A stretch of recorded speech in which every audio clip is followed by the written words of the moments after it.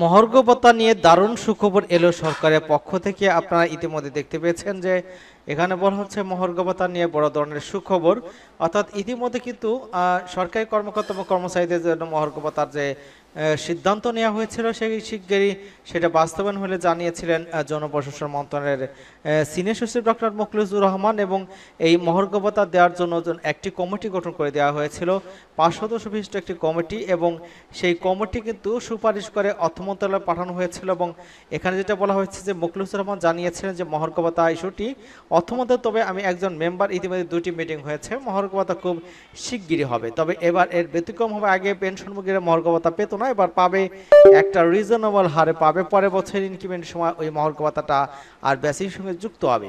এই বাজেটেই অর্থাৎ মহার্ঘ ভাতা কার্যকর হবে না। প্রশ্ন বলেছেন যে এই বাজেটে মানে 30 জনের মধ্যে, আমি বলবো অবশ্যই এর মধ্যে হবে, তার আগে হবে ইনশাল্লাহ।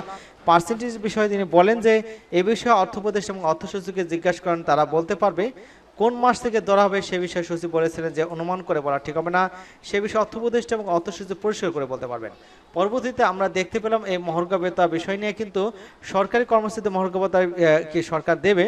এখানে অনলাইনে সাংবাদিক খালিদ মহিউদ্দিন টকশোতে অর্থ উপদেষ্টাকে বেতন ভাতা বাড়ানোর পরিকল্পনা বিষয়ে জানতে চাইলে প্রধান উপদেষ্টার পর দ্বিতীয় ক্ষমতাবান ব্যক্তি পে স্কেল নয় বরং মহার্ঘ ভাতার বিষয়ে সরকার চিন্তা রয়েছে বলে জানিয়েছেন। মহার্ঘ ভাতার বিষয়ের যে যারা বাস্তবায়ন করবেন বিশেষ করে অর্থ উপদেষ্টা, তিনি কিন্তু এরকমটা জানিয়েছেন।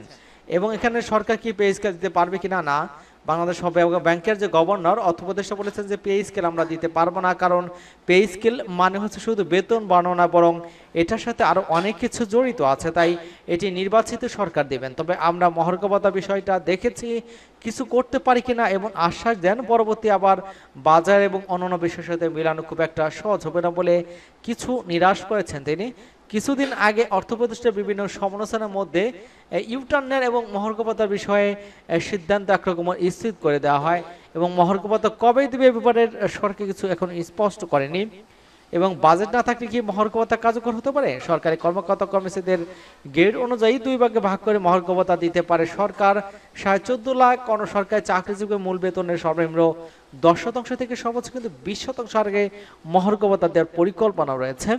এর জন্য 1 বছরে সরকারের বাড়তি খরচ হবে অন্তত 7,000 কোটি টাকা। বর্তমান পরিস্থিতিতে অর্থনৈতিক দৃষ্টিকোণ থেকে এই বাড়তি ব্যয় যৌক্তিক না বলে মনে করছেন অনেক অর্থনীতিবিদরা। এবং সরকার পে স্কেল দিতে চায় না, পে স্কেল অনেক অসংগত রয়েছে, টাইম স্কেল বহাল করা উচিত, গ্রেড ব্যবধান ঠিক করা উচিত, পদোন্নতি ক্ষেত্রেও বৈষম্য রয়েছে। এইসব বৈষম্য ঠিক করতে গেলে আরেকটির সাথে সম্পর্কযুক্ত হওয়ার কারণে অন্যটি ঠিক করতে হবে। মোট কথা পে স্কেল দেওয়া মানে হচ্ছে পে কমিশন গঠন করা এবং অনেক ধরনের বিষয় পরিবর্তন করতে হবে। অন্তর্বর্তীকালীন সরকারের সময় কম, তাই এ দ্বারা পে স্কেলের মতো বড় ঝামেলা যেতে চায় না।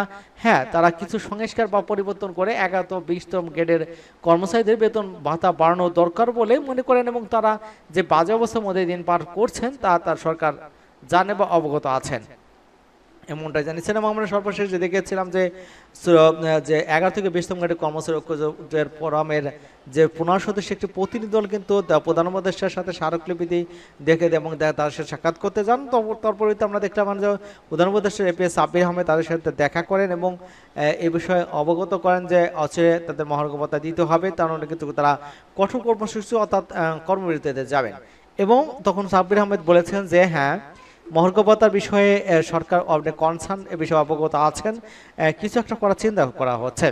তবে অর্থ উপদেষ্টার যে টক শো খালিদ মহিউদ্দিনের সাথে, সেখানে কিন্তু তিনি স্পষ্ট করছেন যে কিছু একটা করা চিন্তা ভাবনা করছে সরকার, সেটা হয়তো জুলাই থেকে কার্যকর হবে। সেই পর্যন্ত কিন্তু সবাইকে অপেক্ষা করতে হবে যতক্ষণ পর্যন্ত গেজেট প্রকাশ না করা হয়।